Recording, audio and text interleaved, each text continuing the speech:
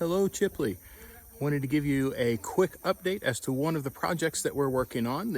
I'll also include the Awatino project in this, but this is the church in Vericocha. I will give you a little bit of a angle. In this church, we're working to establish a regular preaching point. We're here once a month, but the church planters here twice a month. We're working on a water project. Your funds helped with that, as well as an electrical project. I don't know if you can see kind of right up at 12 o'clock, there's a light that works. Whenever we first started working here, they did not have electricity in their church, but they do now. And that's to a large extent due to your generous support. And we thank you for that.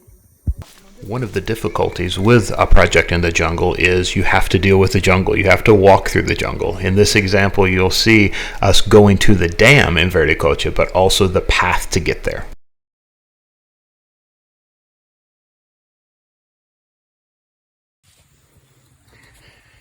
In Awatino, after the mining company destroyed our distribution lines for the first phase of the project, we moved into a three-phase project. The first one was developing the spring itself, which comes down the hill, and whenever it is complete, we'll be able to fill this pool. And so the funding that you guys sent actually paid for the concrete and the rebar that went into this area, as well as the concrete that we used to build our water tower. We're in the process of building the tower. I'll walk up the hill here so you can see it. When it is finished, the floor of the tower will be 24 feet in the air. That gives us enough gravity fall to be able to distribute water by gravity. So we're going to have to build a small clean water tank just below where that dam is that I showed you, and put a pump in there, an electric pump. And then this will be our tower. We're going to be putting a 4 meter by 4 meter by 1.2 meter tank in that, and it sits right behind the community building. And the reason that that's important for us is the system that got destroyed before. We can protect this area, or the community can protect this area, because it's right behind their community center, their community building. Whenever we were running that tube or the line from the springs that we developed last year or 2 years ago, then we were unable to be able to protect it. But you can see houses in the Awatino community that are right across the street, and the community president lives right across the street. Therefore, he's able to have more of a voice in protecting this particular portion of the system.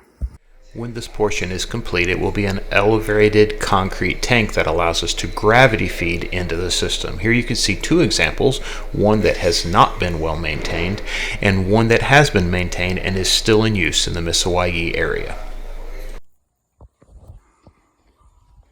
The final phase is at the Awatino church. So here's the church building, and I'm walking back toward where their bathrooms are. The bathrooms were built just this year from a short-term team, but one of the problems that we had is that they did not have enough water.